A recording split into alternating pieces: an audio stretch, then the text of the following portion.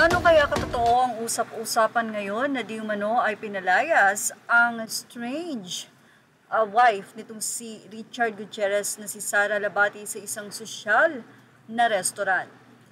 Inaccompanied daw ng kaibigan si Sara papunta sa kanyang sasakyan dahil nga hindi daw ito imbitado sa nasabing restaurant na iyon or sa nasabing nga pong sosyal na restaurant.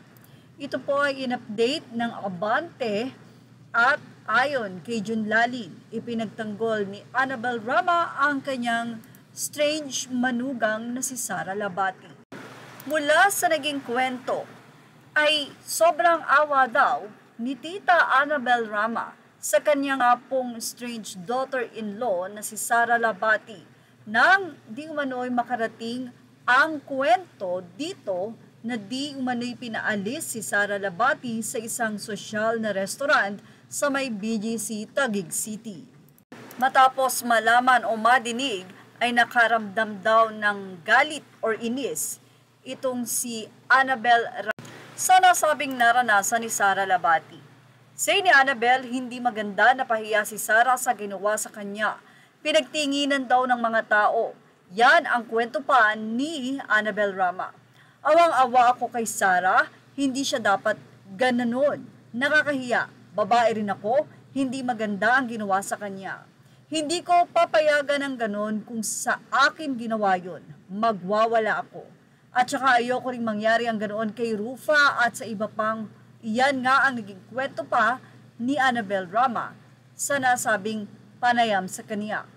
Kahit pahiwalay na nga sila Sara at itong si Richard ay nandun pa rin ang concern ni Annabel Rama kay Sara Labati dahil ito ay ina ng kanyang mga apo na sila Zion at Kai. Say pa niya, nanay pa rin siya ng mga apo ko sina Zion at Kai at dapat lang na ipagtanggol ko siya at naaawa ako ng sobra. Mararamdaman nga daw ang galit sa boses ni Annabel Rama dahil sa naranasan na iyon ni Sara Labati.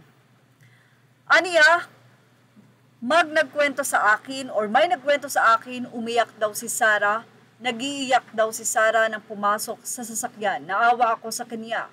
Ito pa ang kwento ni Annabel.